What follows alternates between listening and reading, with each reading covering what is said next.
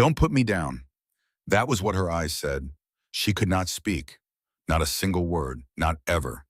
But her fingers clawed into his jacket so hard her nails tore through the fabric. She was 5 bleeding. Her leg was broken and her mother was dead in the car behind them. He was 7 homeless. 3 crooked fingers on his left hand where a foster father had snapped them one by one. 42 pounds of a dying girl in his arms and 4 miles of empty highway ahead. Every car that passed kept going. Every single one. He did not put her down, not once. He had no idea she was a biker's daughter. Rosie Hale loved the way headlights looked from the back seat of her mother's car.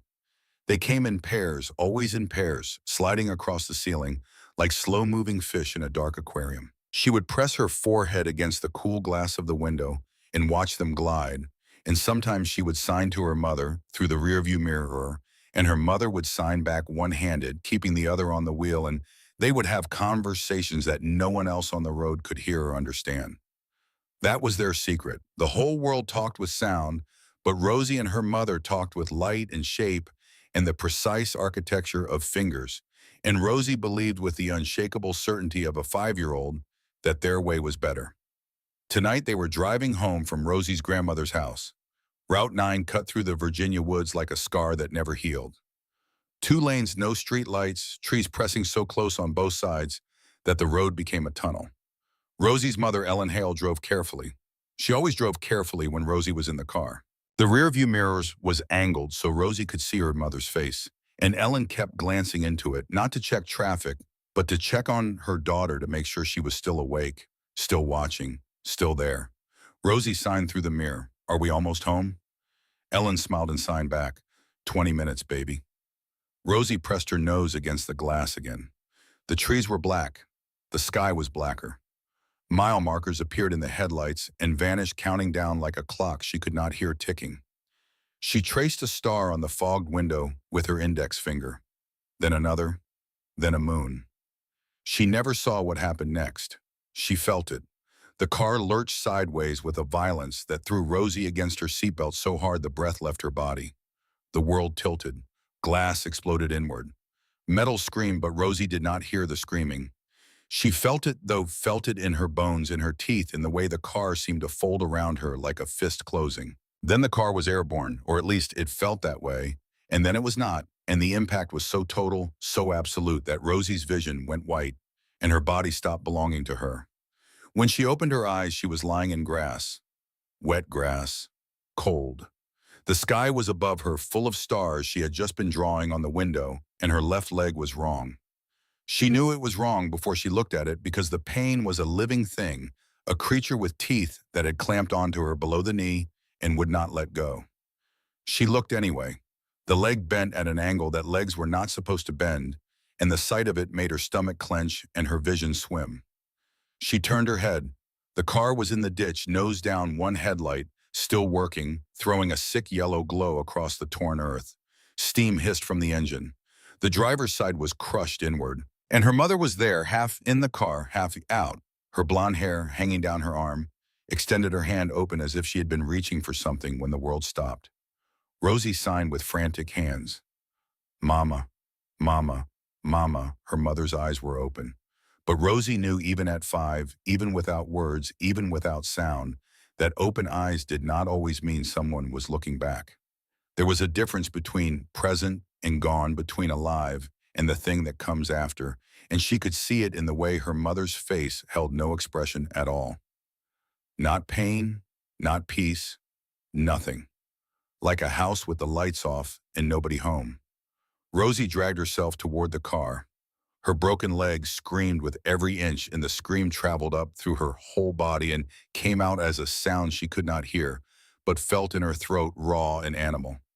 She reached for her mother's hand. It was warm. Still warm.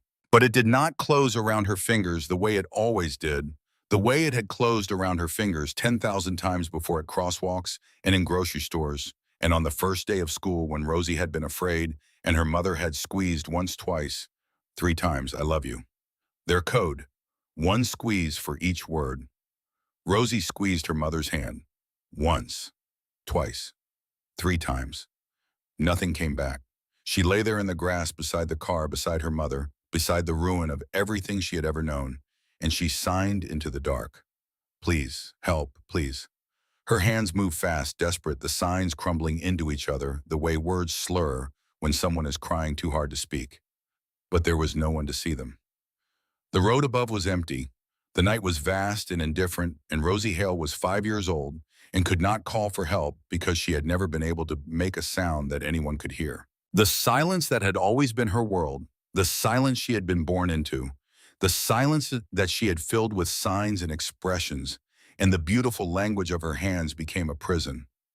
For the first time in her life, Rosie hated it. She hated the quiet.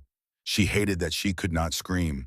She hated that her voice, if she had one, might have carried up to the road and made someone stop and made someone come and made someone save her mother, though her mother was already past saving. She pressed her face into the wet grass and felt the earth cold against her cheek, and her broken leg throbbed with a pain so big it seemed to fill the entire ditch, the entire road, the entire night. Then she felt something. Not a sound, not a vibration from the road, but the shift in the air that happens when another living thing enters a space. She opened her eyes. A boy stood at the top of the embankment, small, thin. A sweatshirt 3 sizes too big, hanging off his frame like a tent with a child lost inside it. He was backlit by the remaining headlight, and for a moment he was just a shape, a shadow, a silhouette that could have been anyone or no one. Then he slid down the embankment. His boots skidded on the gravel. He hit the bottom and stumbled, caught himself and looked around. His eyes found the car first. He went to it. He looked at Ellen, and Rosie watched his face as he looked, watched the way his expression changed from fear to recognition to the particular stillness that settles over a person when they understand that death is present and there is nothing to be done about it. He did not look long. He turned away from the car and his eyes found Rosie. She signed at him immediately, desperately. Help me, please. My mama. Help, he did not understand. She could see it in his face, the confusion, the blankness that hearing people always wore when she signed to them for the first time. But he came to her. He knelt beside her. His hands were shaking. She could see them trembling in the yellow light. He pressed them against his thighs to steady them, and she noticed his left hand. 3 fingers, the middle 3, bent at wrong angles, healed crooked, permanently misshapen. Someone had done that to him. Not an accident, not a fall. Someone had taken those fingers and broken them on purpose. Rosie knew this the way children know things they should not know yet, through the instinct that comes from being small in a world built for people who are bigger. The boy spoke. She saw his lips move. Hey, I am here. Okay, I am right here. She could not hear the words, but she read his lips well enough to catch the shape of them, and she understood the tone, even without hearing it, because his face was doing what his voice must have been doing, trying to be calm when calm was impossible. Blood was running from a cut above her left eye. It ran down her cheek, warm and steady, and dripped onto the grass. The boy pulled his sweatshirt over his head and pressed it against her forehead. The fabric was rough, and it smelled like something she could not name, a stranger's laundry detergent, a church donation bin, the accumulated scent of a life lived without a home. The blood soaked through instantly. He climbed back to the road. Rosie could not see him from the ditch, but she could see the sweep of headlights passing above. 1 set, 2, 3. Each one came and went and did not stop. She saw the boy's shadow on the road, arms waving small against the vastness of the night. She saw headlights illuminate him, and then pass the light sliding over him and leaving him in darkness again, like the world was reading him and finding him not worth the trouble. He came back down. His face was different now. The fear was still there, but something else had joined it, something harder, something that looked the way a decision looks before it becomes action. He knelt beside her again and slid one arm behind her shoulders, the other under her knees. Rosie's eyes went wide. She signed frantically. No. My leg, no. He could not understand the signs, but he understood the fear. He looked at her leg at the terrible angle below the knee, and his face twisted with something that might have been apology. Then he lifted her. The pain detonated. It started in her leg and traveled up through her body like lightning through a tree, and the sound she made was not a word and not a cry, but something older, something that existed before language. The sound of a body protesting damage it was not built to survive. Her fingers clenched his jacket. Her nails dug through the fabric and found skin underneath. She held on with everything she had because letting go meant falling, and falling meant the ground, and the ground meant her broken leg hitting something solid, and she could not survive that. She could not. He staggered under her weight.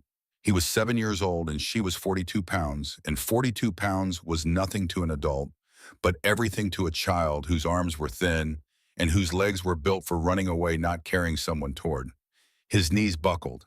He caught himself.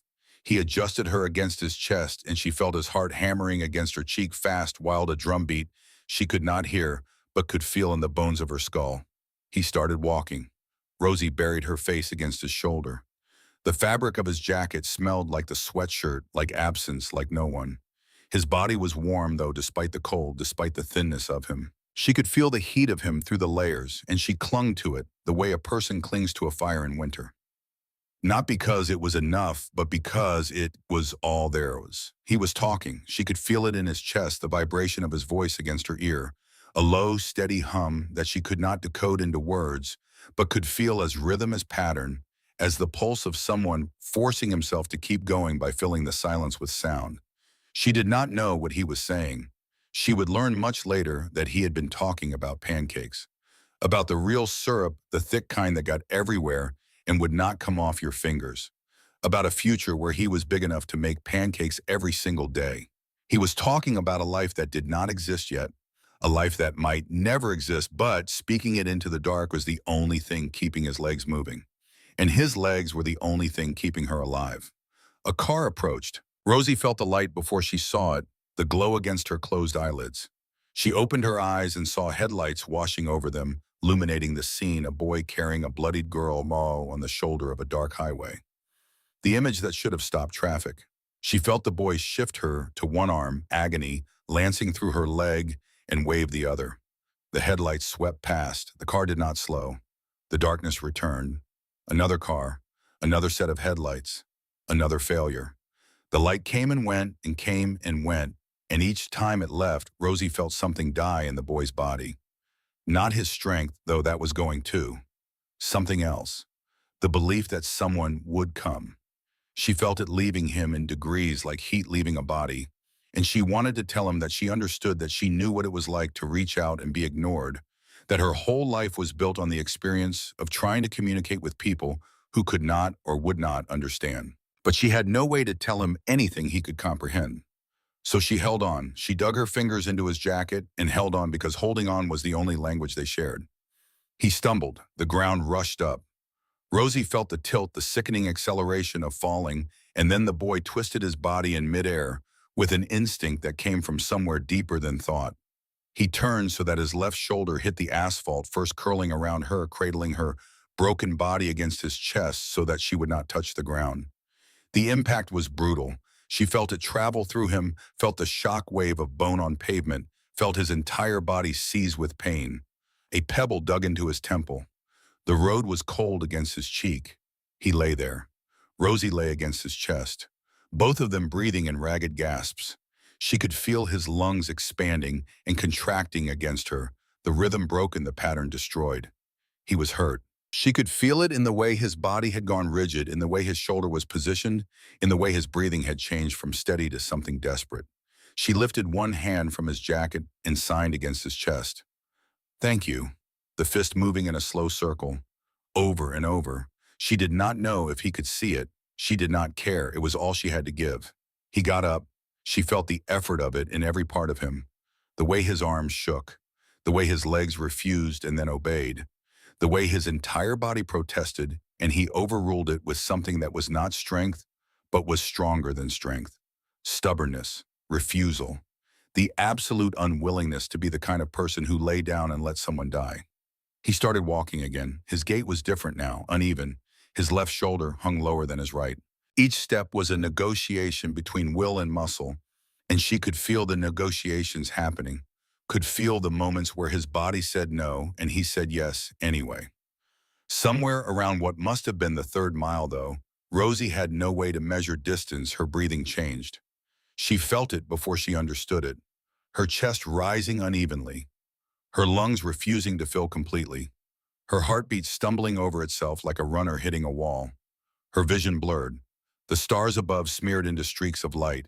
Her body was giving up. Not all at once, not dramatically, but in the quiet way that bodies give up system by system, like a house losing power room by room. She felt the boy's chest vibrate harder. He was talking louder. She could not hear the words, but the vibration was urgent, insistent, a rhythm that demanded her attention. Hey, hey, no, stay with me. She read the shapes on his lips when she tilted her head up. You do not get to sleep yet. You can sleep later. Her eyes fluttered. She looked at him. His face was above hers, close streaked with sweat and something that might have been tears. His eyes were brown and desperate and old, in a way that no 7-year-old's eyes should be old. She lifted her hand and signed again. The slow circle. Thank you. He could not understand the word, but he nodded anyway. Keep doing that, he said, or at least that was what his lips shaped. Keep talking to me. Another car approached. She felt him shift her higher, felt the pain in her legs spike, like a nail driven through bone, felt him step closer to the road. The headlights caught the blood on her face, on his arms, on the jacket between them. The car slowed. She felt hope rise in her chest, like something physical, something with wings. The driver's face turned toward them, eyes wide, mouth open.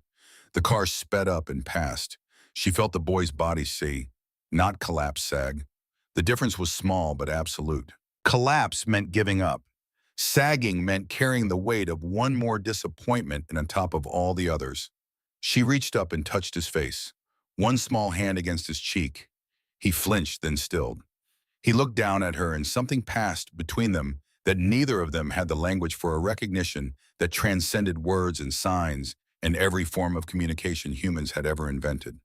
Two children, both broken, both abandoned by every system built to protect them, holding each other up on a road that did not care if they lived or died.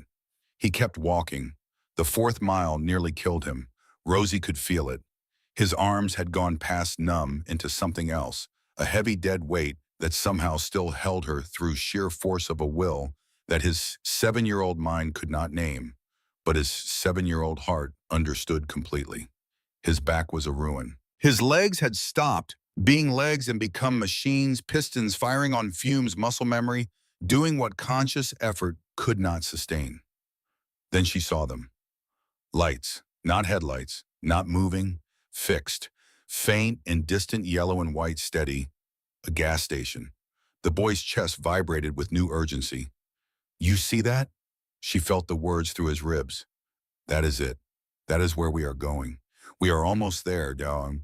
She opened her eyes wider. She looked at the lights. They were the most beautiful things she had ever seen, more beautiful than the headlights she loved from her mother's backseat, more beautiful than the stars she drew on fogged windows. These lights meant people. These lights meant help.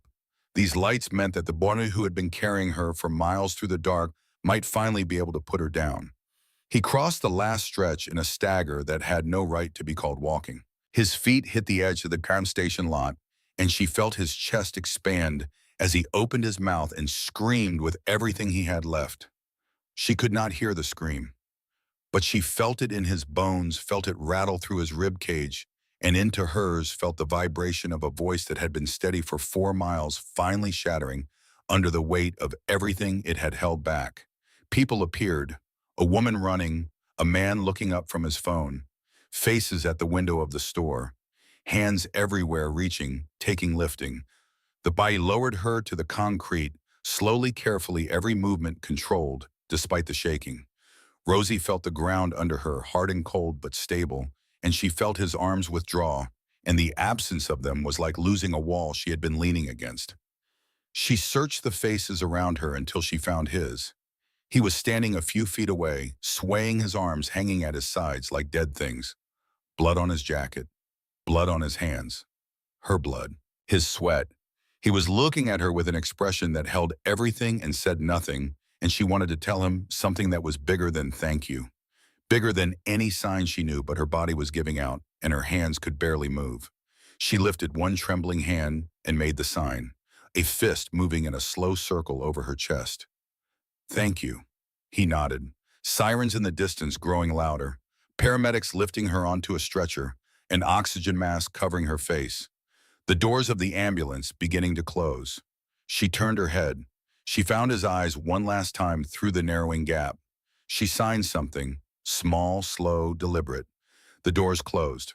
When she looked through the small window in the back of the ambulance, straining against the straps, searching the gas station lot for the boy who had carried her, he was gone.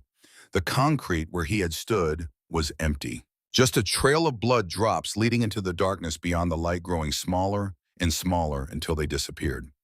Inside the ambulance, a paramedic checked her vitals and frowned. She is stable. BP is climbing. He looked at his partner, who carried her, a kid 7, 8, maybe, covered in blood. How far? His partner looked out the back window at the dark highway falling away behind them.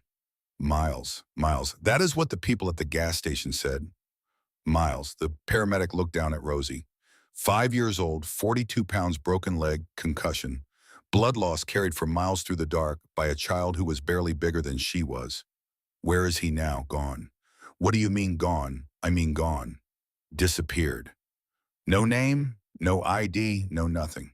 Just gone. Rosie lay on the stretcher and watched the ceiling of the ambulance and made the sign against her chest over and over. The slow circle. Thank you, thank you, thank you. A prayer she could not stop repeating for a boy whose name she did not know, who had carried her when the whole world drove past and then vanished into the dark like he had never existed at all. A nurse found the phone number in the pocket of Rosie's torn pink jacket at 2:41 in the morning. The jacket had a patch on the sleeve, a winged skull above crossed pistons, emblem of the Iron Wolves Motorcycle Club, and the nurse stared at it for a long moment before she made the call. The number rang 4 times. A man answered with a voice that sounded like gravel and midnight, and the kind of calm that only comes from decades of being the person other people call when things go wrong. The nurse told him, car accident, Route 9, his wife Ellen, his daughter Rosie. The words arrived in the order they always arrive, in the clinical order, the order designed to manage shock by delivering facts in a sequence that the mind can process one at a time. But the fact that broke through every barrier was not the first one or the second one. It was the third. A boy carried her. Miles, on foot. He left before anyone got his name. Boone Hale hung up the phone and did not move for a long time. The garage was empty. The bikes lined up against the far wall caught the overhead light in dull metal reflections, chrome and leather, and 25 years of a life most people only saw from the outside. He stood there with the phone still in his hand and his daughter's face burned behind his eyes, bandaged, bruised alive, and the words the nurse had said playing on a loop. A boy carried her, Miles. Boone closed his eyes and did the math that no father should ever have to do. His daughter weighed 42 pounds at her last checkup. 4 miles, in the dark, a child carrying a child. The numbers did not work. They were not supposed to work. The human body of a 7-year-old was not built for that kind of sustained effort. And the fact that it had happened anyway meant something that Boone could not articulate, but understood in his marrow. Whoever this boy was, he had done something that went beyond courage, beyond endurance, beyond any word that adults use to describe the things they admired in other adults. He had done something that should have been impossible because the alternative was letting a girl die. Boone called Nora Byrne. It was nearly 3 in the morning, but Nora answered on the first ring because Nora always answered on the first ring when it was Boone. She had been his vice president for 6 years, his most trusted counsel for longer than that. She was 44 years old, lean, weathered, with hands that could rebuild a carburetor or set a broken bone with equal precision, in a past that she carried the way soldiers carry shrapnel, as a permanent part of her body that ached when the weather changed. I need you to find someone, Boone said. A boy, 7 or 8. He carried Rosie from the crash on Route 9 to the gas station on Miller Road. Then he disappeared. Disappeared how? Walked into the dark. No name, no ID, nothing. Nora was quiet for a moment. A kid who carries a stranger's daughter through the dark for 4 miles and then vanishes before anyone can thank him is not a kid who trusts people in authority. He is a kid who has been taught that authority is the thing you run from. If he sees a badge, he will bolt so hard he will break before we find him again. Nora understood that in her bones. She had been 11 when she ran from her mother's boyfriend. She had been 14 when she stopped running. The 3 years between had taught her things about survival that no classroom ever could. The language of hiding, the geography of safe spaces, The mathematics of distance versus speed versus the amount of time it takes an adult to lose interest. Quiet search, she said. No engines, no pack, singles and pairs. Check the underpasses, the rest stops, the drainage culverts, the spaces between buildings where kids go when they do not belong anywhere. And if we find him, do not touch him. Do not grab him. Do not block his exits. You offer warmth and you step back. That is it. And if he does not want to be found, Boone asked, and his voice softened just enough that Nora could hear the crack running through it.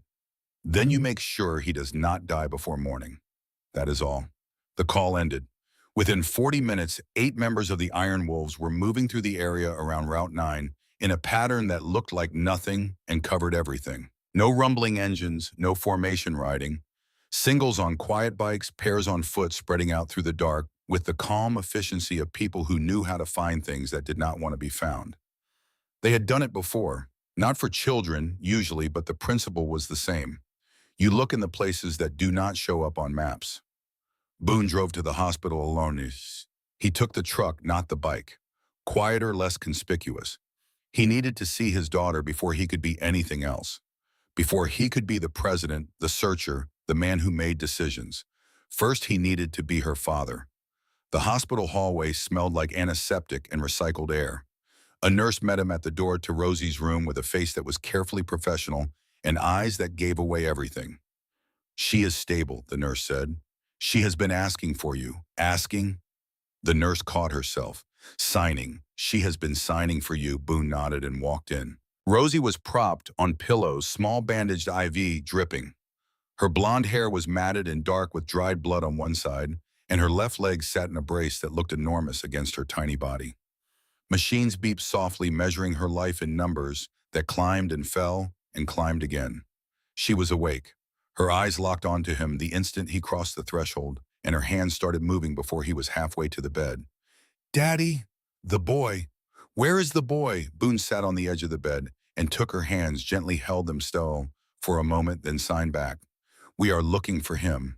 He was small. Rosie signed in, pulling her hands free because she had too much to say to be held still. Smaller than the boys at school, his arms were shaking. He talked to me the whole time. Boone frowned. You could hear him. Rosie shook her head. I felt it in his chest like a hum. He would not stop talking. I think he was scared, but he did not want me to know. Boone swallowed. The image hit him. A boy barely bigger than his daughter, carrying her through the dark, talking to her, even though she could not hear, keeping his voice steady even though his body was failing. Not for himself, for her. He fell. Rosie continued her signs, getting faster, more urgent. He tripped, and he fell, and he turned so I would not hit the ground. He landed on his shoulder hard, and he got up again. Daddy, he was crying when he got up, but he did not stop. I know, baby, Boone said aloud and signed at the same time the way he always did with her, giving her both. Cars went past, lots of them. Nobody stopped. Nobody even slowed down. Rosie's hands stilled for a moment. Then she signed something smaller, her fingers moving close to her chest the way she did when something mattered too much to say loudly. Mama did not wake up. The words hit Boone like a physical blow. He nodded once. I know, sweetheart. The boy checked on her first. Before me. He went to the car, and he looked at Mama, and then he looked at me. And he decided. That word. Decided. That single word carrying the weight of everything a 7-year-old had done in a ditch on the side of a road in the middle of the night. He picked me up, and he did not put me down. Not once. Not even when he fell. Not even when he was crying. Not even when nobody would stop. Boone reached out and touched her face gently, carefully. The way you touch something you almost lost. I will find him, he said. Promise, promise. He was hurt, Daddy. His hands were messed up. Not from me, from before. Something happened to his fingers. Boone went still. Which ones? The middle 3 on his left hand, Rosie signed. They were crooked, like somebody bent them wrong. Boone sat with that for a long moment. Crooked fingers. A child on the run. A boy who knew how to carry someone through the dark and then disappear before anyone could ask his name. A boy who had been broken before the road ever got him. I will find him, Boone said again. And this time it was not a promise to his daughter. It was a promise to a boy he had not met yet, made in a hospital room that smelled like gauze and grief, witnessed by the steady beeping of a machine that counted the heartbeats of a girl who should have been dead. He kissed Rosie's forehead. Sleep. You will not leave. I will be right outside. She studied his face the way she always did, reading the micro-expressions, the tension in his jaw, the things hearing people hid in their voices that she found in their faces instead. Then she nodded and closed her eyes. But Rosie did not sleep. She lay there in the dark with her eyes closed and her hands moving slowly against the blanket, signing the same word over and over. The fist circling against her chest. Thank you. For the boy she could not name. The boy who had carried her when the whole world drove past. And she made her own promise silently in the language only she could speak without anyone hearing. I will find you too. I will make them understand what you did. I will not let them forget. Boone stepped into the hall and called Nora. Anything Sully checked the first two underpasses on Route 9? Nothing. Tommy and Reeves are working the rest stops south. Maria is checking the commercial strip near the gas station. He will not be anywhere obvious, Boone said. I know, he will be somewhere that has concrete overhead and at least two ways out. Somewhere he can see someone coming before they see him. Nora paused. That is specific. It is what I would have done, Boone said, when I was his age. Silence on the line. The overpass, Nora said. The 1-2 miles east of the gas station. There is a concrete pillar set underneath that creates a blind spot from the road. Two exits, one toward the service road, one into the tree line. Go. Nora found him 23 minutes later. He was sitting against the concrete pillar, knees drawn to his chest, forehead resting on his arms. He was not sleeping. His body was too wrecked for sleep, too cold, too full of the buzzing aftermath of adrenaline that had been spent hours ago and left nothing in its place. Nora killed the engine 100 yards out and walked the rest. She positioned herself at the edge of the light, visible, but not close present, but not threatening. She had done this before, not with children, but with wounded animals, with people coming off bad nights, with friends who had walked too close to a ledge. The principle was the same. You existed. You waited. You did not grab. The boy's head snapped up. His eyes found her instantly, red-rimmed, wild pupils blown wide with fear and exhaustion. His body coiled for running, even though his legs had nothing left to give. You need help, Nora said calmly. I am fine. You are shaking so hard I can see it from here. I said I am fine. Nora did not move closer. The girl you carried tonight, she is alive. She is awake. Doctors say she is going to be okay. Something broke across the boy's face. Not visibly. Nothing cracked. Nothing collapsed. But something behind his eyes shifted a tension that had been holding his entire body together, suddenly finding the first point of release. Good, he said. His voice came out wrecked. That is good. She has been asking about you. His jaw tightened. I do not know her. She knows you. She does not know anything about me. She knows you did not put her down. Silence stretched between them. The distant sound of traffic hummed above. You a cop? The boy asked. No. Social worker. Do I look like a social worker? The ghost of something that might have been a smile if he had had the energy for it crossed his face. I am here because her father sent me, Nora said. The boy went still. Her father, yeah, what does he want? Nora held up her hands, palms open, empty. He wants to make sure the kid who saved his daughter does not freeze to death under a bridge tonight. I have slept in worse places. I believe you. That does not make it okay. Nothing is okay, the boy said. I just pick which kind of not okay I can live with. That sentence hit Nora like a truck. 7 years old. 7 years old and already sorting the world into degrees of damage, the way most people sorted laundry. She reached into her jacket slowly, deliberately, slow, making sure he could see every movement, and pulled out a pair of gloves. Heavy lined, the kind that cost real money. She set them on the ground between them. Those are yours, she said, whether you come with me or not. I do not take things from people. These are not from people. They are from a man whose daughter is alive because of what you did tonight. That does not mean he owes me. He would agree with you. He does not think he owes you. The boy stared at the gloves. His hands were turning blue. The swelling in his fingers had gotten worse. The broken ones, the ones that someone named Vernon Griggs had snapped over a glass of milk, throbbing with a deep, sick pulse. No strings, he asked. No strings. People always say that, I know. Most of them are lying, and I am telling you to take the gloves because your hands are turning blue, and you will lose fingers by morning if you do not warm them up. That is not a string. That is math. The boy looked at her for a long time. Then he reached forward and picked up the gloves. They were warm, real warmth, deep and immediate, soaking into his frozen skin like something he had forgotten existed. His eyes stung. He blinked hard and looked away. There is a place, Nora said, carefully. Warm, quiet, no badges, no clipboards. A man who used to be a medic who can look at your hands without asking your name. Food. A bed with a door that does not lock from the outside. How do you know it does not lock? Because I checked. Why? Because 30 years ago, someone offered me a room with a door that did lock from the outside. And I still remember what that felt like. The boy looked at her and something passed between them. Recognition. The silent acknowledgement between two people who had survived the same kind of dark years apart and come out different but not undamaged. Just for tonight, the boy said. Just for tonight. He stood. It took 3 tries. His legs buckled twice before they held, and when he finally got upright, he swayed so hard Nora had to clench her fists to keep from reaching out. She did not reach. Reaching would have broken it. He walked on his own, slowly, painfully. Every step a negotiation between will and muscle. Nora walked beside him without touching, without hovering, matching his pace exactly. They reached the bike. He looked at it, then at her. I have never been on one of these, he said. You hold on lightly, I do the rest. He climbed on behind her, his small hands resting against her sides. Not gripping, not bracing, just there. A gesture of trust, so minimal it barely registered as contact. But Nora felt it like a brand. She rode slow. No sudden turns, no hard acceleration.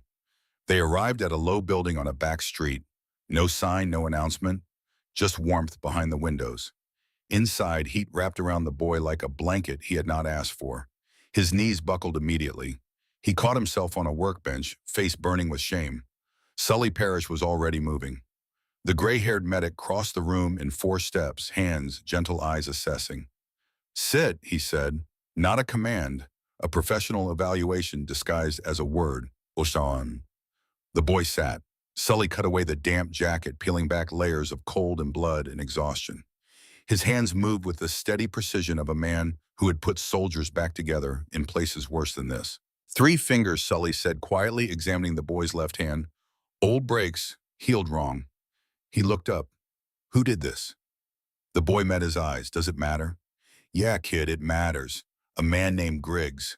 Vernon Griggs. He was supposed to take care of me. Sully's jaw clenched. He did not say anything else. He finished his work cleaning, bandaging, checking for the kind of damage that hid under adrenaline with hands that stayed gentle, even though the rest of him had gone very still. You are lucky, Sully said finally. Another hour and your muscles would have started breaking down. Rhabdomyolysis. Your body eating itself. Did not feel lucky. Never does. Someone set a bowl of soup in front of him. Chicken noodle. Hot, real. The steam rose and the boy stared at it like it was something from another world. He ate slowly, carefully. The way you eat when your body has been running on nothing and too much too fast can kill you just as surely as too little. They gave him a room. Small, clean. A bed with sheets. A door that closed softly and did not lock from the outside. He checked twice. He lay down fully clothed backpack beside him, shoes on every muscle coiled for running, even as exhaustion dragged him under. He was asleep in 40 seconds. And across town in a hospital room, a 5-year-old girl with a broken leg and a bandaged head lay in the dark watching the ceiling. Her small hands moved against the blanket, signing the same word over and over, the slow circle of a fist against her chest. Thank you. For a boy she could not name who had carried her when the whole world drove past and then disappeared into the dark like he had never existed. But Rosie Hale was not the kind of girl who let things disappear. Not people, not promises, not the memory of arms that shook but did not let go. She had made a decision in that ambulance when the doors closed and the boy vanished from view. She did not have the words for it yet, not even in sighing, but she had the feeling of it, a certainty as solid and simple as the ground under the road. She was going to find him, and she was going to make sure that whatever happened next, he would not disappear again. The first thing Caleb Wren noticed when he woke was the quiet, not the empty kind that pressed in on you under bridges and inside drainage pipes, the kind that meant something was about to go wrong. This was different. Living quiet, a kettle clicking off somewhere, the creak of a building settling into warmth, the distant murmur of voices that did not want to be heard but could not quite manage silence. He lay still for a long time, eyes open, cataloging. Ceiling low clean, no stains. Walls concrete, block painted gray. One window, small, high morning light coming through at an angle that meant east-facing early. The door. He looked at the door. Closed, not locked. He had checked. He checked again from the bed, visually confirming the latch, the gap at the bottom where light came through the absence of a deadbolt on this side. His body announced itself in stages. First the arms heavy, swollen, the muscles locked in a state of rebellion. Then the back, a single continuous ache from neck to pelvis. Then the legs trembling, even while lying still. Then the hands. His right hand was stiff but functional.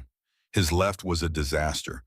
The 3 crooked fingers had swollen overnight, the joints hot and throbbing, the old breaks reawakened by the strain of carrying 42 pounds for 4 miles on a road that had no mercy. Voices drifted from the main room. He listened without moving, the way he had learned to listen in foster homes, the way prey listens for predators, sorting sounds by threat level. Doctor at the hospital said another mile and the kid might have collapsed for good. That was Sully Parrish. His voice was low, clinical. Does not matter.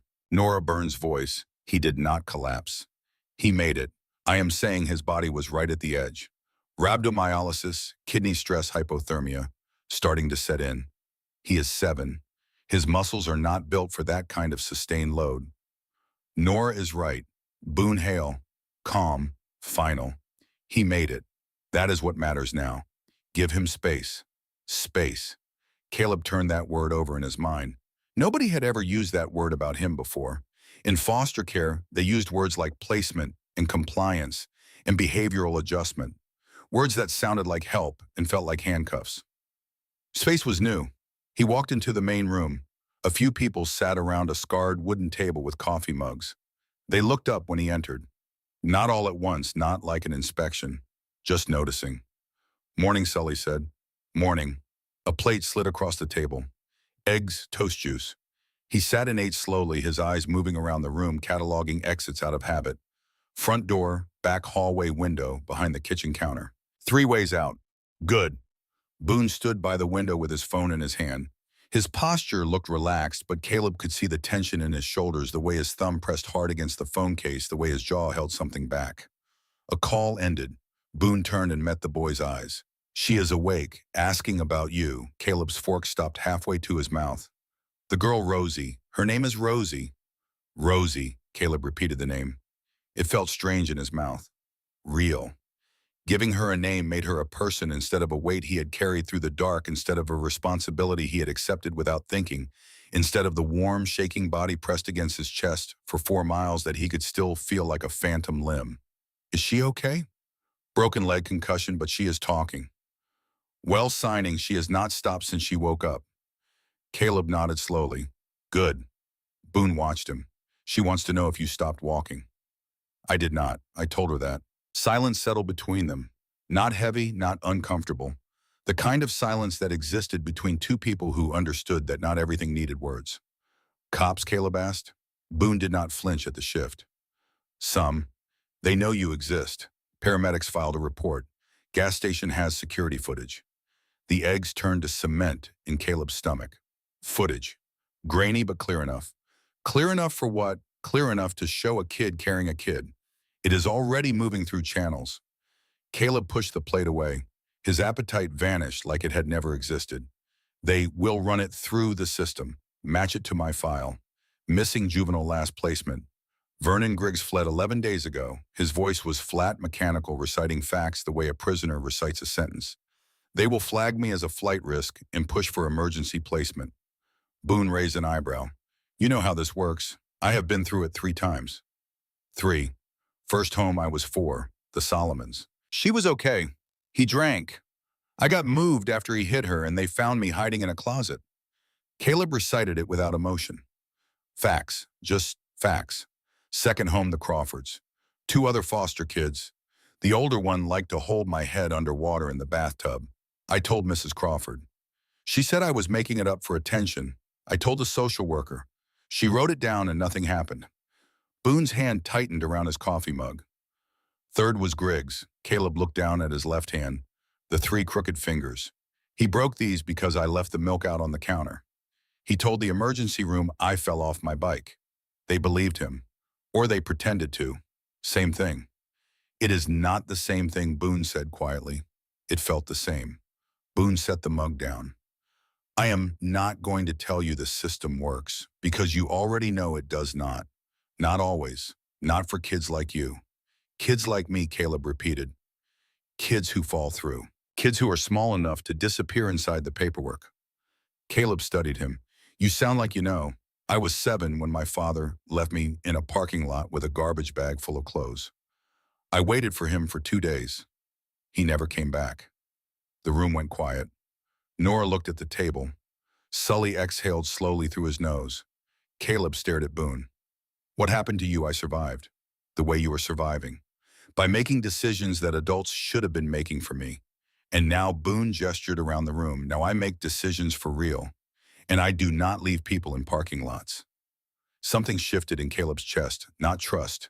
He was not there yet. But the space where trust might eventually live, if nothing collapsed on top of it, first opened just a crack. Then the phone rang. Boone looked at the screen. His expression did not change, but something behind his eyes tightened. He answered. Yeah. Caleb watched his face. He had learned to read faces the way Rosie had out of necessity, because faces told you things that words tried to hide. No, Boone said. That will not be acceptable. Pause. If you do that, you force this into the open and nobody wins. Longer pause. I understand your concern. No. He hung up. They are moving faster than I expected, Boone said. Who? Nora asked. Child Protective Services. They have identified him from the footage. Matched his face to the missing juvenile report from the Griggs placement. Boone looked at Caleb. They are sending someone. Caleb was already standing. His body screamed in protest, but his legs held. When today? How long do I have? Boone met his eyes. You have as long as you want. Nobody is dragging you out of here. You cannot stop them. I can slow them down. They always get through eventually. Yes, Boone said, which is why I called someone before I called you. The door opened. A woman walked in. Blonde hair with gray streaks, sharp eyes, posture that said lawyer before she opened her mouth. She wore no uniform, no badge, no lanyard. Just a blazer over jeans and a face that looked like it had argued with judges and won. Frances Keller, she said, offering her hand to Caleb. He did not take it. Not out of rudeness, out of caution. Hands meant contact. Contact meant control. Frances lowered her hand without missing a beat. I am a lawyer. I work with kids who do not fit neatly into systems. Boone called me. I do not need a lawyer. You might. Lawyers work for the courts. Courts put me in foster homes. Foster homes break my fingers. Frances did not flinch. I do not work for the courts. I work against them when they are wrong. Caleb looked at Boone. You trust her with my daughter's life. Caleb looked back at Frances. What happens when CPS gets here? They will say they are conducting a welfare check. They will be polite. They will use words like safety and well-being and temporary placement. They will have paperwork that gives them the right to take you if they determine you are at risk. I am always at risk. That is what being 7 and homeless means. Frances pulled out a chair and sat across from him. You are right, and that is exactly why this moment matters. Because right now you are not just a runaway. You are a witness. You are a child who made decisions under extreme duress that saved another child's life. That gives you something most kids in your position do not have. What a record of competence. Documented evidence that you are not just surviving, you are capable of moral reasoning and autonomous action under pressure. Caleb frowned. I am 7. I do not know what half those words mean. They mean you are smarter than the system gives you credit for. And I am going to make sure that goes on paper before anyone walks through that door. Nora moved to the window, car pulling up. 2 people, 1 clipboard. Caleb's heartbeat spiked. His hands clenched. The broken fingers screamed, Easy, Boone said. Nobody is taking you. You do not know that. I know that door has two sides, and you are standing on the one with witnesses. Francis was already writing fast, precise strokes on a legal pad. Caleb, I need you to tell me three things quickly. The name of your last foster parent, Vernon Griggs, the name of the social worker who placed you there, Brenda Fitch, and the date he broke your fingers. October 14th, a Tuesday. Francis looked up. You remember the day of the week. I remember everything about that day. Something passed across Francis's face. Not pity, something harder. Something that looked like the moment before a fight. 3 knocks on the door. Measured, confident official. Nobody moved. This is Child Protective Services. A woman's voice.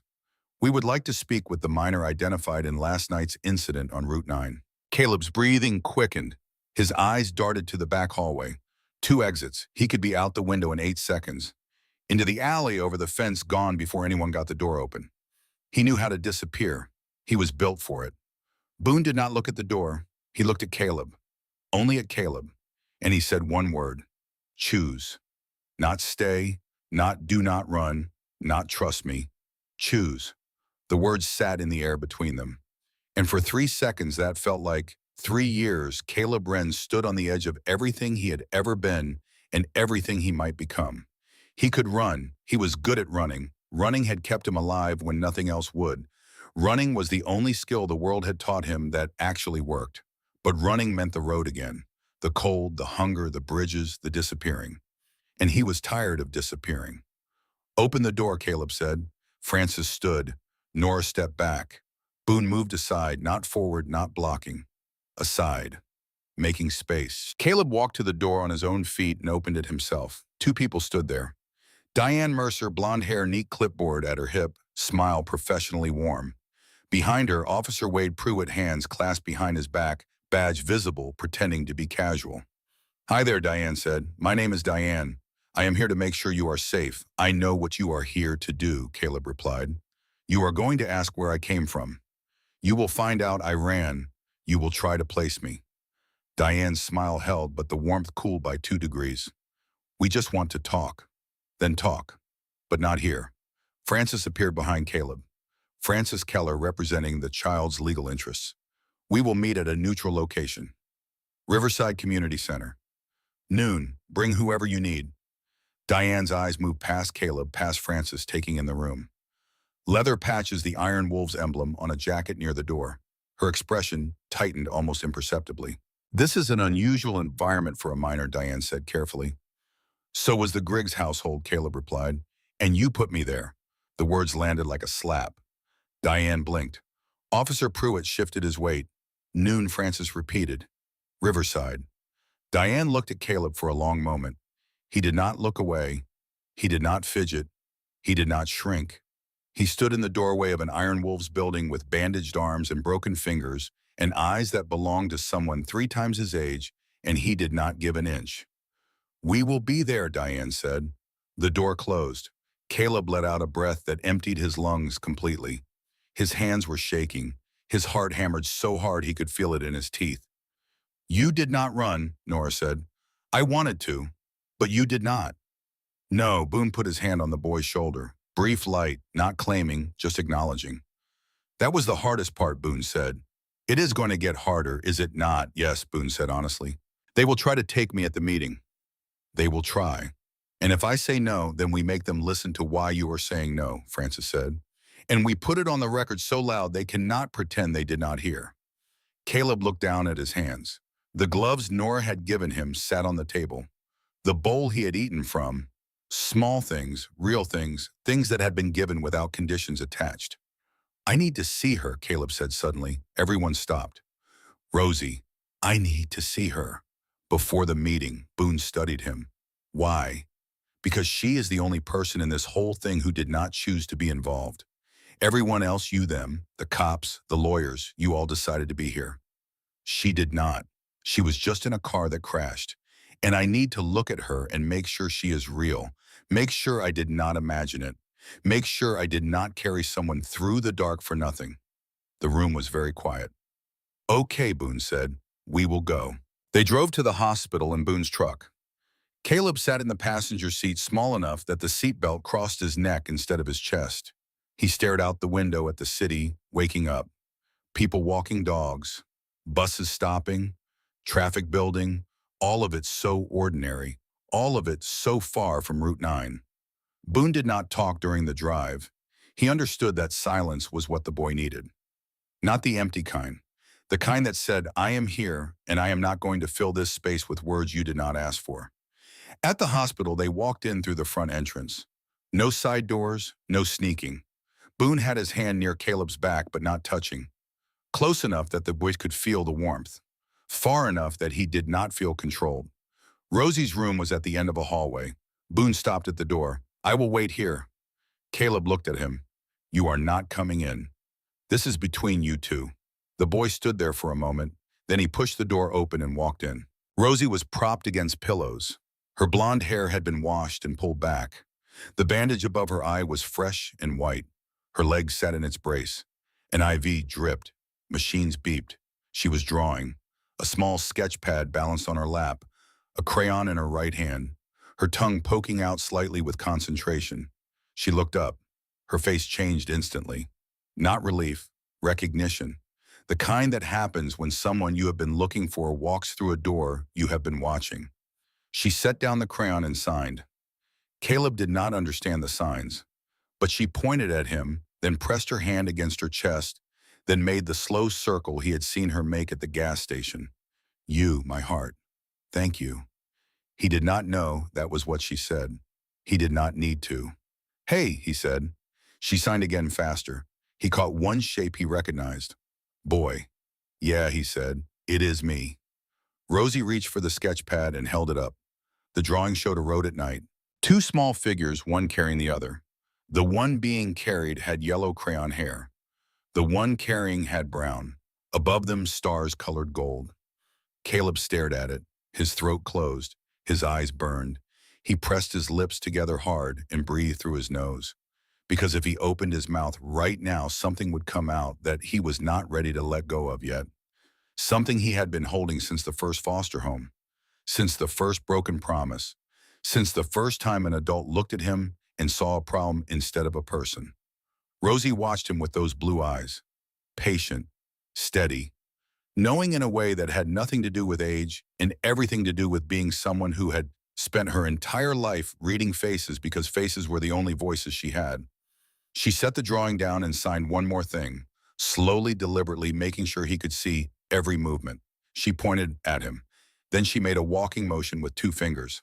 Then she opened both hands, palms up, and pushed them forward. He understood it in his gut, in the place below language where meaning lives without words. You carried me. Now you walk free. Caleb Wren, 7 years old, homeless, broken-fingered, exhausted, terrified of a meeting that would happen in 4 hours, where adults with clipboards would try to decide his future, stood in a hospital room and cried.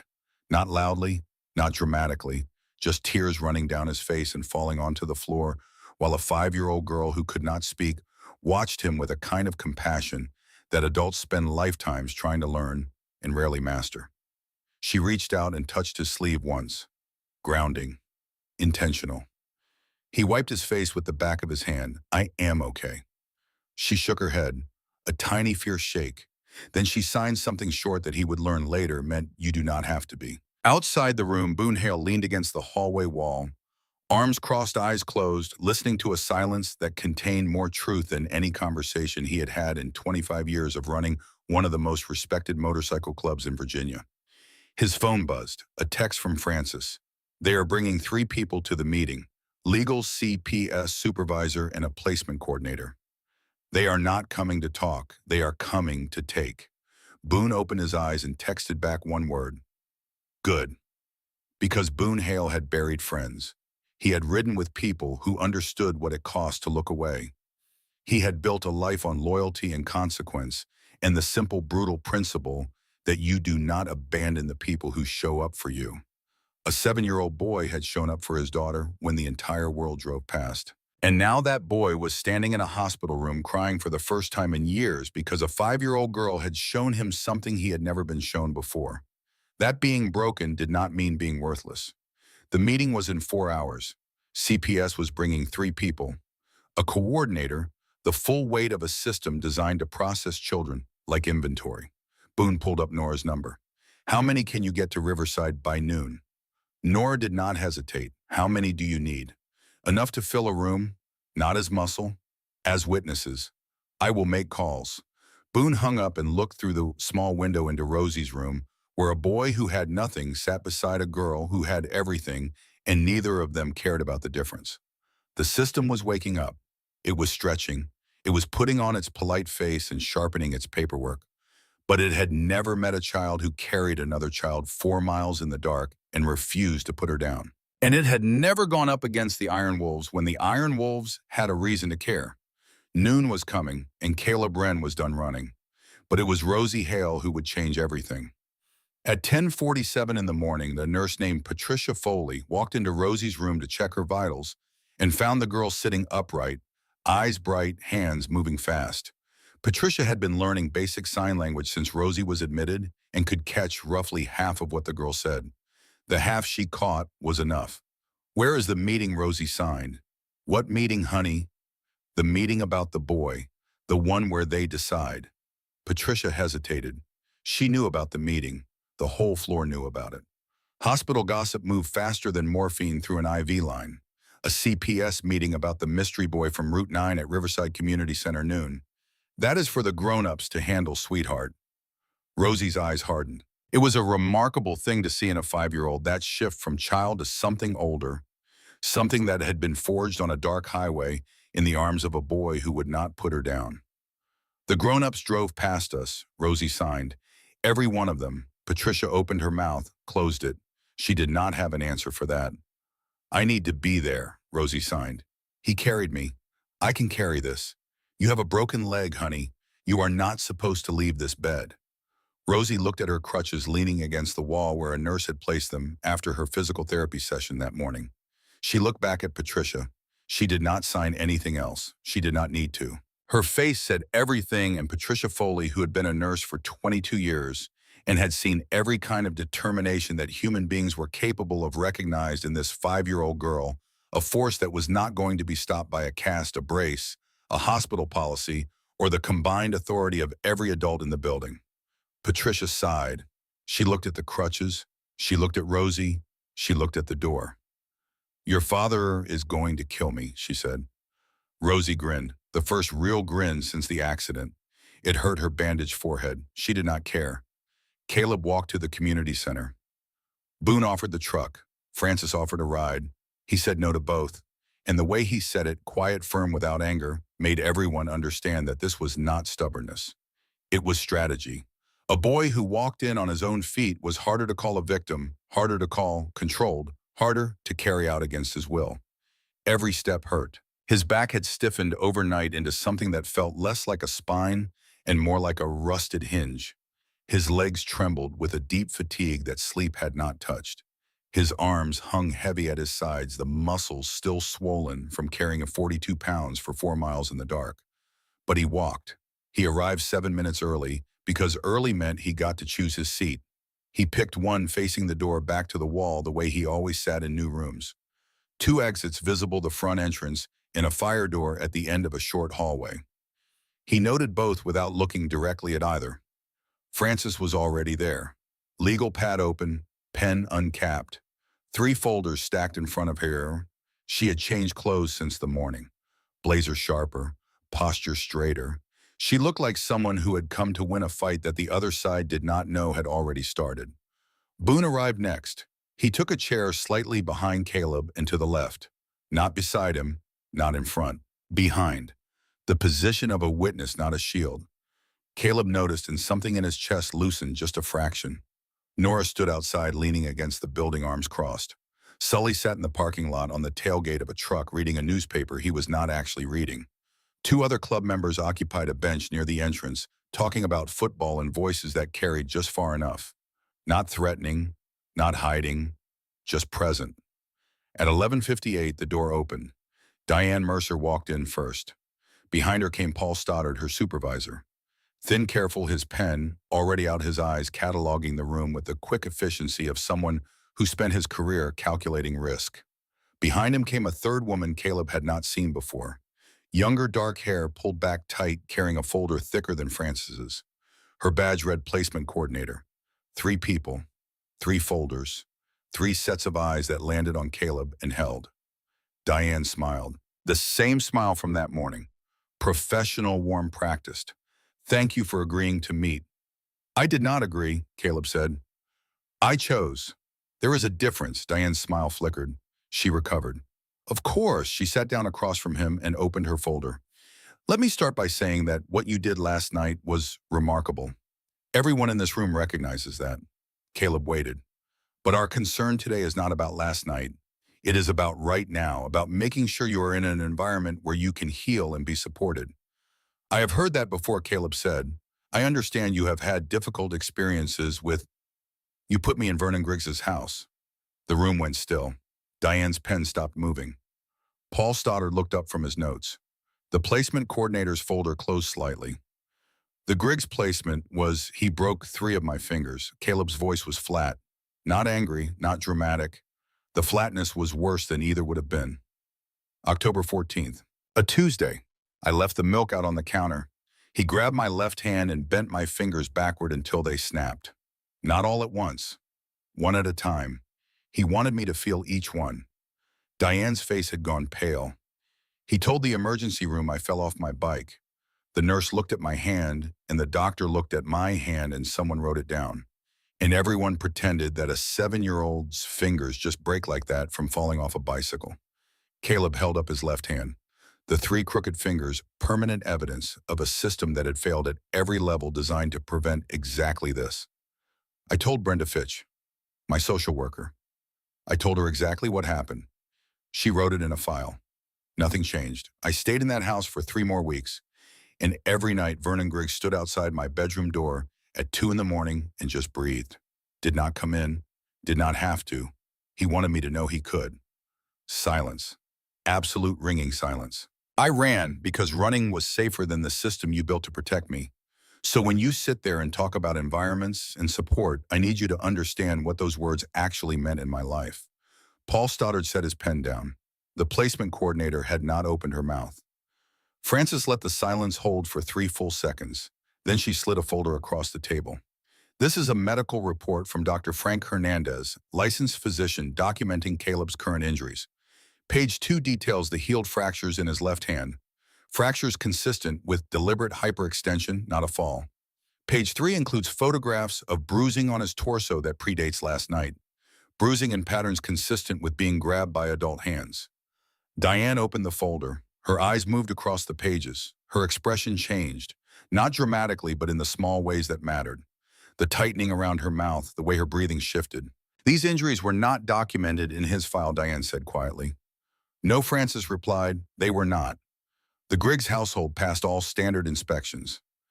Yes, it did. Diane closed the folder. I need to make a call. Before you do, Frances said, I would like to present one additional piece of documentation. She slid a second folder forward. Single page, no logos, no letterhead, just typed words and a signature at the bottom. This is Caleb's own account of last night, factual, chronological. Describing the accident, the failed attempts to flag, helped the decision to carry the victim, the distance traveled, and the circumstances of his departure from the scene. Written in his own words, dictated this morning, signed by him. Paul Stoddard picked it up and read it. His face stayed neutral, but his posture changed. A settling. The way a person sits when they realize the ground is not as solid as they assumed. He dictated this. Every word. Paul looked at Caleb. You are 7. And I carried a 42-pound girl 4 miles in the dark because every adult who drove past decided it was not their problem. You can write that down too. The placement coordinator cleared her throat for the first time. We still have a legal obligation to ensure the welfare of a child who has demonstrated extraordinary capacity for autonomous decision-making under life-threatening duress. Frances finished. Yes. And the question before this room is whether ensuring his welfare means placing him back into the same system that put him in Vernon Griggs's house, or whether it means listening to what he is actually saying. What are you proposing? Paul asked. Frances opened her mouth to answer, but before she could speak, a sound came from the hallway. Small, rhythmic, unmistakable. The tap of crutches on linoleum. Every head in the room turned. Rosie Hale stood in the doorway. Braced on miniature crutches, her blonde hair pulled back her bandaged forehead, catching the overhead light. Her left leg sat in its brace immobilized. Behind her, a hospital nurse hovered, wringing her hands, clearly having lost the argument about whether a 5-year-old with a broken leg should be leaving her bed. Boone stood instantly. Rosie waved him off. One sharp gesture, the same wave Caleb had seen Boone use. A hail gesture. Do not. I have got this. She crossed the room slowly, deliberately. The crutches tapped a rhythm on the floor that made everyone watch and no one interrupt. Each tap was a statement. Each step was a refusal to be carried when she had something to carry herself. She stopped at the table. She looked at Diane, then at Paul, then at the placement coordinator. Then she raised her hands and began to sign. Frances translated.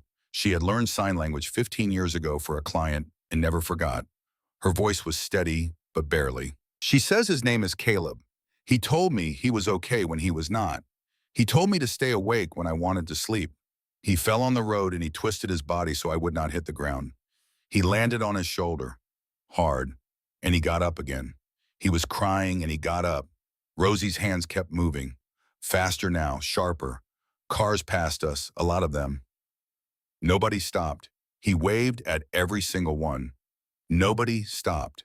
He is 7 years old and he was the only person in the world who stopped. Her signs got faster still, her small hands cutting the air with the precision of someone who had learned to make every gesture count because it was the only way she could be heard. Every word was exact. Every movement was deliberate. This was not a child having an outburst. This was a 5-year-old girl delivering testimony with the clarity and force of a closing argument. You want to put him somewhere safe. But he made me safe. On a road in the dark with no one helping. He made me safe. He carried me for hours. He did not put me down. Not when he fell. Not when he cried. Not when his arms stopped working. Not once. Diane's eyes were wet. She blinked hard and did not wipe them. If you take him and put him somewhere he cannot leave, you are telling him that what he did does not matter. You are telling him that being good means being punished. You are telling every kid like him that if they help someone, the system will swallow them for it. Rosie lowered her hands. She looked directly at Diane, blue eyes into brown. Then she signed one more thing, slowly, making sure everyone in the room could see it. Frances's voice was barely steady. That is not protection. That is revenge for being brave. Nobody spoke. Nobody moved.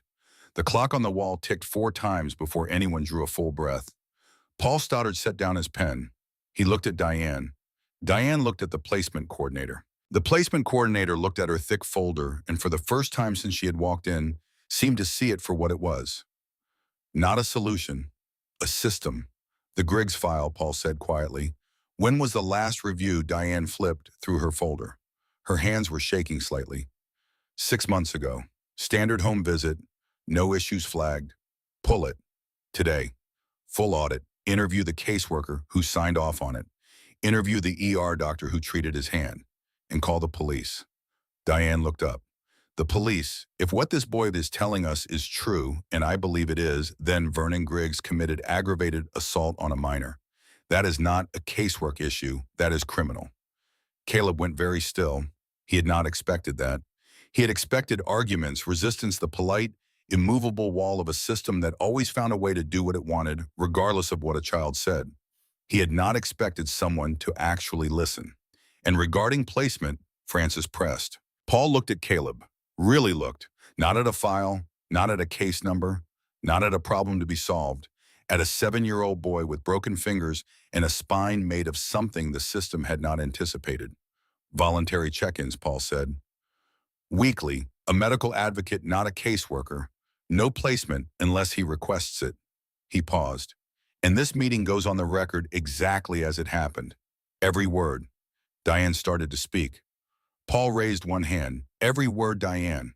Including the part where a 5-year-old girl on crutches walked into this room and explained our jobs to us better than we have done them in 20 years. Diane closed her mouth. Then she closed her folder. Then she nodded once. Okay. That single word changed the temperature of the room. Francis wrote rapidly, capturing terms, conditions, language that would hold up if anyone tried to reverse this in a week or a month. Caleb watched her pen move and felt something he could not name. Not relief, not safety. Something between the two. Something fragile that felt like it might shatter if he held it too tightly. Rosie tapped her crutch against Caleb's chair. He looked at her. She signed something short. Francis did not translate this one. She did not need to. Two thumbs up and a grin so wide it must have hurt her bandaged forehead. He almost smiled. Almost. The placement coordinator stood, collected her thick folder, and left without speaking. Officer Pruitt, who had been standing silently in the back corner for the entire meeting, followed her out.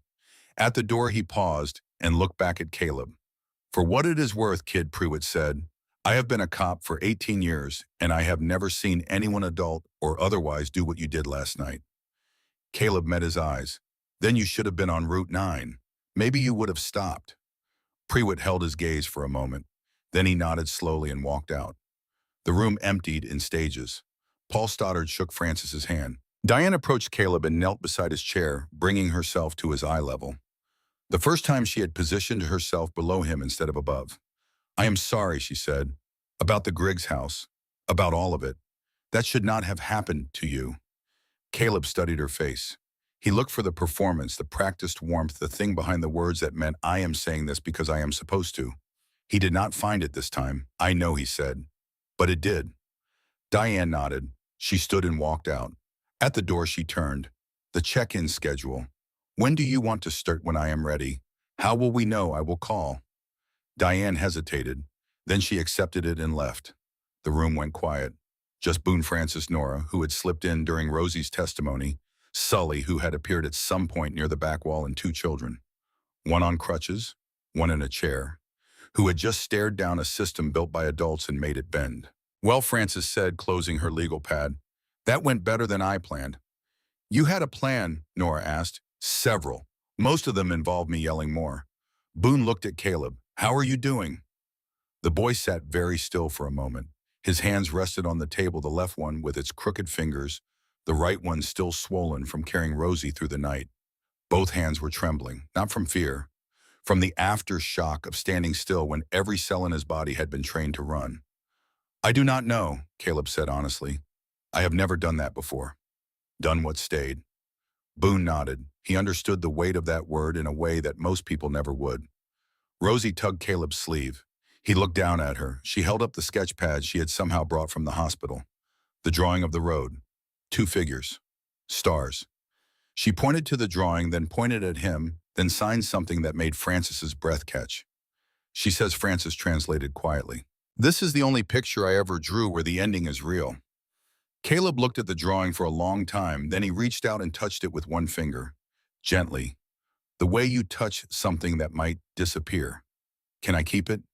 Rosie nodded fiercely. He folded it carefully, the way you fold a map you are going to need, and slipped it into his pocket beside the phone number Francis had given him.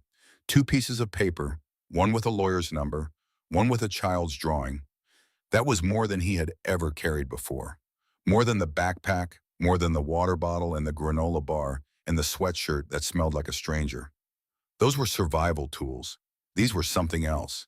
These were proof that someone believed he deserved to exist. Outside, the afternoon sun cut sharp across the parking lot. Boone walked beside Caleb without speaking. Rosie rode on Nora's back. She had refused the wheelchair the nurse suggested and then refused to walk another step. When her legs started screaming, so Nora had scooped her up without asking, the way riders did with their own kids. "Casual and sure," Boone Caleb said. "Yeah. What happens to Griggs? That depends on how far Paul Stoddard pushes it. And if he does not push far enough, then other people push. People like you." Boone stopped walking. He crouched down, bringing himself to Caleb's height. Not kneeling. Crouching. The difference was subtle but real. Kneeling was submission. Crouching was meeting. "I am not going to lie to you," Boone said. "There are things I could do about Vernon Griggs that would make sure he never touches another child. And there are things I should do. Those are not always the same thing. Which will you do? The right one, which means the legal one. Because if I do not, they will use it against you. They will say you are in a dangerous environment. They will say I am influencing you. And everything that happened in that room today gets thrown out. So he goes through the system, Caleb said. Yes, the same system that put me in his house. Yes, but this time Francis is watching, and I am watching. And now you are watching. Caleb looked down at his hands, the crooked fingers, the healing knuckles, the hands that had carried a girl through the dark and then held steady in a room full of adults who wanted to decide his future. I am tired of watching, he said. I want it to work, I know. Does it ever? Boone put his hand on the boy's shoulder. Sometimes, when enough people refuse to look away. Caleb nodded slowly. Then he said something Boone did not expect. I want to learn sign language. Boone blinked. What? Rosie talks with her hands. I want to understand her. She said things to me on the road when I was carrying her, and I did not know what they meant. She was trying to tell me something, and I could not hear it. Boone felt his throat tighten. Of all the things the boy could have asked for, food, money, shelter, revenge, he asked for a language. A way to hear a girl who could not speak. Okay, Boone said. We can do that. And Boone? Yeah. I am not staying because you told me to. I am staying because I chose to. If I leave tomorrow, that is my choice too, I know.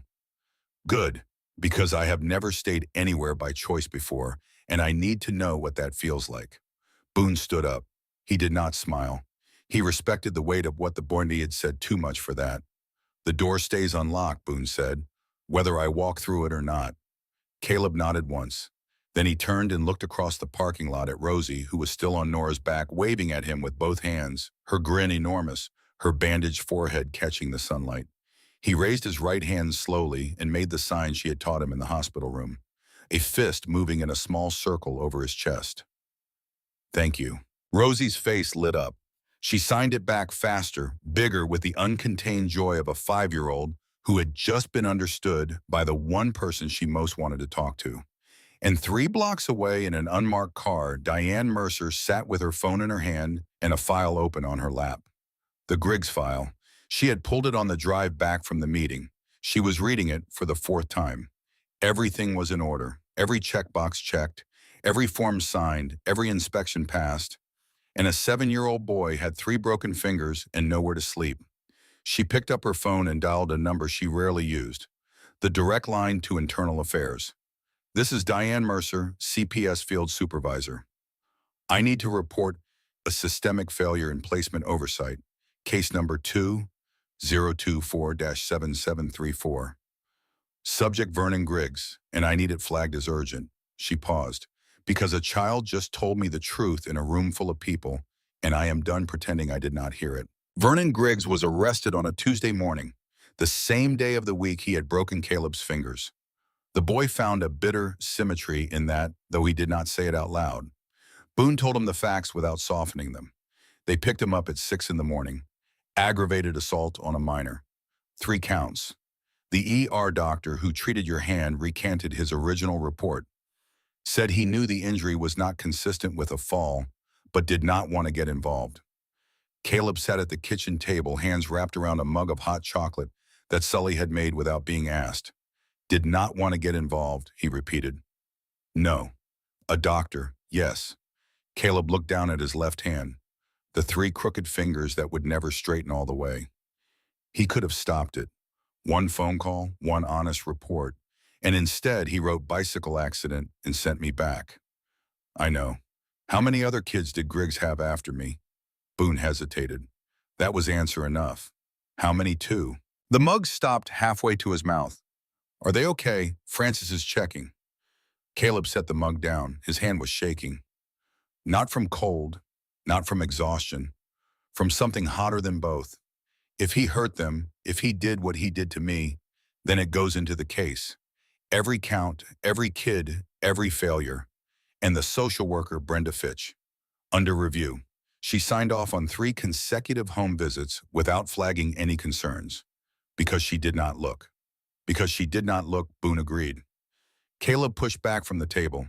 He stood and walked to the window, pressing his forehead against the glass. His breath fogged the surface. He drew a line through it with 1 finger, then another. Then he stopped. I thought I would feel better, he said, when they caught him. I thought it would feel like winning. Does it? No, it feels like someone finally noticed a fire after the house already burned down. Boone did not argue with that. He did not try to reframe it or find a silver lining. He just let the truth sit where Caleb put it and respected its weight. Two other kids, Caleb said again. 3 home visits, 1 doctor, 1 social worker, and not one of them stopped it. He turned from the window and looked at Boone with an expression that had aged 10 years in 10 seconds. Nobody stops. On the road in the system, nobody stops. You did, Boone said. That landed hard. Caleb blinked. His mouth opened, then closed. On Route 9, Boone said, cars passed you, every single one, and you stopped. You picked her up. You did not put her down. That is different. Why, because she was right there, right in front of me. I could see her, so could the drivers. Caleb went quiet, his jaw worked. Something moved behind his eyes, a thought assembling itself from pieces he had not known he was carrying. I stopped because I knew what it felt like, he said slowly, to be lying there, needing help, watching people go past. Boone nodded, and I hated it. I hated every single car that did not stop. And I thought if I keep walking, if I leave her, then I am them. And you could not be them. No, his voice cracked. I could not be them. At the hospital the next morning, Rosie was sitting up in bed when Boone walked in. She was not drawing this time. She was waiting. Her hands were folded in her lap with the deliberate patience of a child who had something important to say and had been rehearsing how to say it all night. Daddy, she signed. Yeah, baby. I need to tell you something about the boy. About Caleb. Boone sat down. He was learning to recognize this posture in his daughter, the stillness that came before the storm. She had always been this way, even before the accident. Quiet until she was not. Patient until patience ran out. Then she was a force that could not be redirected, only witnessed. On the road she signed when he was carrying me, he talked the whole time. I told you that. You did. I did not tell you all of it. Boone waited. He talked about pancakes. I felt it in his chest, the shape of the words. I could not hear them, but I could feel the rhythm. And then at one point the rhythm changed. It got faster, rougher, like he was not talking about pancakes anymore, like he was talking about something that hurt. Rosie paused, her hands stilled, and then he fell. And when he was on the ground before he got up, I felt something different in his chest. Not talking, not crying, something between. Like his whole body was trying to say something that did not have words. What do you think it was? I think he was asking for help, Rosie signed. But he did not know how, and he did not know who to ask. So he just kept carrying me because carrying me was the only kind of asking he knew how to do. Boone sat with that for a very long time. His daughter, 5 years old, deaf since birth, had heard something in a boy's silence that every hearing adult on Route 9 had driven past without noticing. That is why I need to see him, again, Rosie signed. Not just because he saved me, because nobody is saving him, and he does not think he deserves to be saved. I could feel it, in the way he held me, like holding me was the most important thing he had ever done. Like if he did this one thing right, then maybe everything else that had gone wrong could be a little less wrong. Boone reached for her hand, the one without the IV. You are 5, he said. She pulled her hand away. And he is 7, and his fingers are broken, and nobody fixed them. And nobody fixed the thing that broke them. So if the grown-ups will not do it, then someone else has to start. Who, me, Rosie? I am not asking Daddy, I am telling you, I am going to help him. You can help me help him, or you can watch me do it by myself, but I am doing it. Boone Hale looked at his daughter, at the bandage on her forehead, at the brace on her leg, at the IV in her arm, at the set of her jaw, which was his jaw, and the fire in her eyes, which was her mother's. And he understood, with a clarity that felt like both grief and pride, that his daughter had crossed a line on that road. Not a line of damage, though there was damage. A line of becoming. She had been carried through the dark by a boy who refused to give up, and she had emerged on the other side as someone who would spend her life refusing to give up on others. Okay, he said. How do we start? Teach him to talk to me, Rosie signed. Teach him my language. Then he will never be alone in the silence again. The weeks that followed moved in a rhythm that Caleb had never experienced. Not the rigid schedule of foster care where every hour was assigned and every deviation noted. Not the formless drift of living on the street where time was just the distance between hunger and sleep. Something between, something that breathed. He stayed at the building, not because Boone asked him to, because he chose to. And every morning the choice was his again. Some mornings it was easy. Some mornings he woke up with his shoes on and his backpack beside the bed, and his body coiled for running before his mind caught up. On those mornings, he would sit on the edge of the bed and count to 50. If he still wanted to run at 50, he would count to 50 again. He never got to the third count. Rosie visited 3 times a week once she was discharged from the hospital. Her leg was healing, the cast replaced by a brace, the crutches traded for a careful limp that she attacked with the same stubbornness she brought to everything. She walked into the building each time like she owned it, which, given that her father actually did, was not far from the truth. She taught Caleb sign language. Not the formal way, not with textbooks and drills.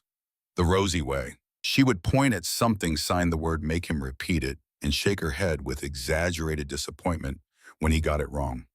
Then she would grab his hands, physically reshape his fingers into the correct position, and nod once like a tiny general approving a troop inspection. His crooked fingers made some signs difficult. The 3 bent ones on his left hand could not form certain shapes the way the textbooks showed. So Rosie invented modifications, adjusted angles, alternative hand shapes that meant the same thing but fit his broken geometry. She did this without being asked, without comment, without making it into a thing. She just saw the problem, solved it, and moved on. The way 5-year-olds solve problems without the drama adults attach to accommodation. He learned fast, faster than anyone expected. Within 2 weeks, they could have conversations. Simple ones at first. Hungry, tired, cold, happy, sad, scared. Then longer ones. What did you dream about? Why are you quiet today? Do you want to draw one afternoon? Rosie signed something that stopped him cold. Do you miss your mom? Caleb stared at her. Nobody had asked him that. Not the social workers, not the foster parents, not the counselors who were paid to ask exactly that kind of question. A 5-year-old girl asked it because she genuinely wanted to know, because she missed her own mother, because she had learned on a road in the dark in the arms of a stranger that shared pain was lighter than pain carried alone. I do not remember her, Caleb signed back. His hands moved carefully, each shape deliberate. She left when I was 2. I do not have a picture. Rosie's face crumpled, not with pity, with recognition. She reached over and took his hand. The left one, the one with the crooked fingers. She held it gently, turned it over, and traced the lines on his palm with her index finger. Then she signed, I will remember for both of us. Caleb did not cry. He had used up his tears in the hospital room. But something behind his ribs shifted. A wall that had been load-bearing for years suddenly finding a second support. It did not come down. Walls like that never came all the way down. But it shared the weight, and sharing the weight, he was learning, was not the same as being weak. It was the thing that kept the whole structure standing. Francis called on a Friday with news that cracked the case wide open. The 2 children, placed in the Griggs home after Caleb, both showed signs of physical abuse. One had a fractured wrist. The caseworker, Brenda Fitch, documented it as a playground incident. Boone relayed the information to Caleb, who listened without expression. She has been terminated, Boone added. Criminal charges are pending. Good, Caleb said. Then he paused. It will not fix the wrist. No, it will not, but it might fix the next kid. Boone looked at him. Yeah, it might. That was the moment. Not the meeting, not the confrontation, not the signed statement, not the arrest. That was the moment Boone realized what Caleb Wren was becoming. Not a victim, not a symbol, not a story for the news. Something rarer. A person who understood that the point of surviving was not just to keep breathing, it was to make sure the next person did not have to survive the same thing. The news found the story. It always did. The surveillance footage went viral. Headlines bloomed across screens. 7-year-old hero carries injured girl for miles. Child saves biker's daughter in midnight rescue. The boy who would not stop walking. Caleb refused every interview, every camera, every producer who called Boone's phone with offers that sounded like opportunity and smelled like ownership. They do not want my story, Caleb said. They want to feel good about hearing it. Some of them might actually care, Nora pointed out. Maybe. But caring does not change anything. Showing up does. And none of them were on Route 9. One interviewer got through, a woman who somehow got the building's address and showed up with a cameraman and a smile full of practiced sympathy. Caleb opened the door, looked at the camera and said 4 words. She could not walk. I could. Then he closed the door. That clip went everywhere anyway. 4 words. No explanation, no elaboration. The most honest thing anyone said on television that year, spoken by a 7-year-old boy who did not care if the world heard it or not. But it was Rosie who handled the attention in her own way. A reporter showed up at the hospital during one of her checkups, camera crew in tow, asking if she could say something about the boy who saved her. Rosie looked directly into the camera. She signed slowly and clearly, and then she held up a piece of paper on which she had written in the careful block letters of a 5-year-old who was just learning to write, "He did not save me. He chose me. There is a difference." The reporter stammered. The cameraman forgot to zoom out. Rosie turned and walked away on her healing leg. In that image, a tiny blonde girl with a bandaged forehead and a brace on her leg walking away from a camera crew that could not keep up became the photograph that defined the story. Not the surveillance footage of Caleb carrying her, not the headlines about heroes and bikers. A 5-year-old girl walking away from people who wanted to turn her into a story on her own terms at her own pace. Spring came the way spring does in Virginia. Slowly, reluctantly, winter refusing to leave without a fight.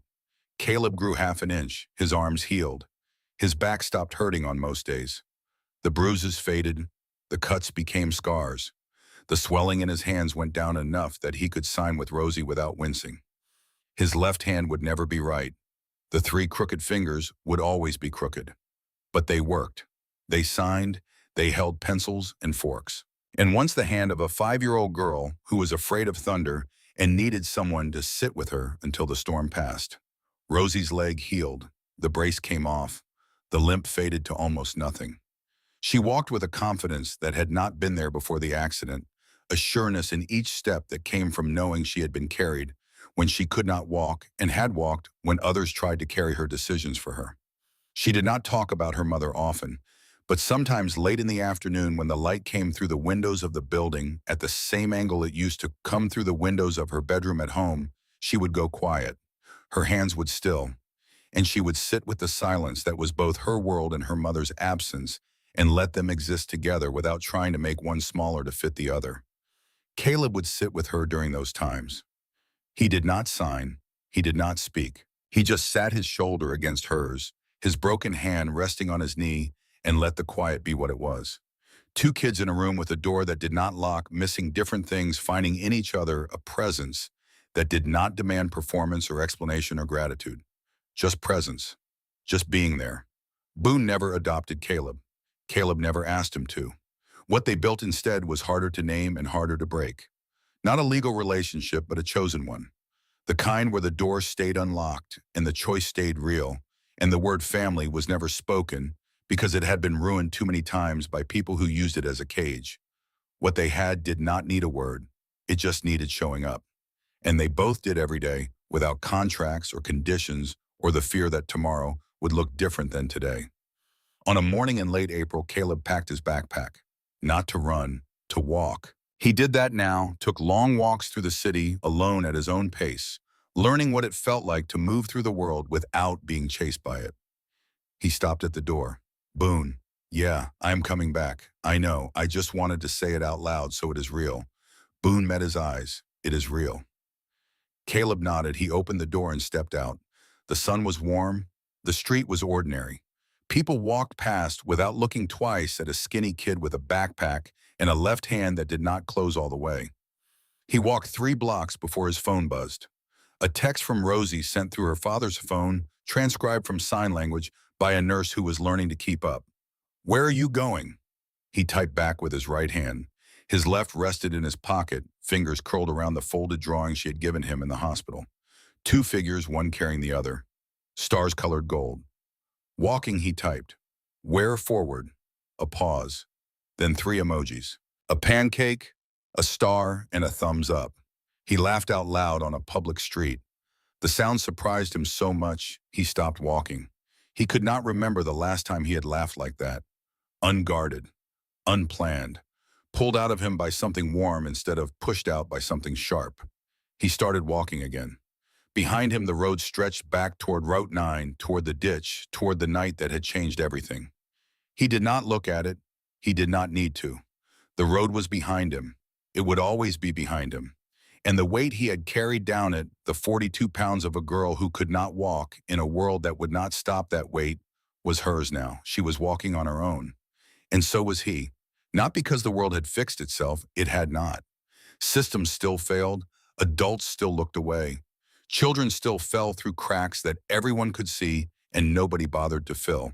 But on one night, on one road, one boy had refused to keep walking past someone who needed him. And one girl had refused to let the world forget what that meant. She had stood in a room full of adults on crutches she should not have been using and spoken in a language most of them could not understand and made them hear her anyway. She had told them that protection without justice was just a different kind of prison. She had told them that bravery should not be punished. She had told them with the authority of someone who had been carried through the dark and earned the right to speak about what she found there, that the system they had built was broken and that the proof was sitting right in front of them with 3 crooked fingers and eyes that belonged to someone who had already survived more than most of them could imagine. And they had listened, not because she was loud, because she was right, and because she refused to let them look away. Rosie Hale, 5 years old, deaf since birth, carried for 4 miles by a stranger, and delivered into a world that had driven past her without stopping, had decided that she would never drive past anyone again. Not in a car, not in a conversation, not in a meeting room where adults were about to make a mistake. She would stop. She would always stop. Because a boy had stopped for her on a road where nobody else would, and she understood in the deep place where 5-year-olds keep their most important truths that stopping was the bravest thing a person could do.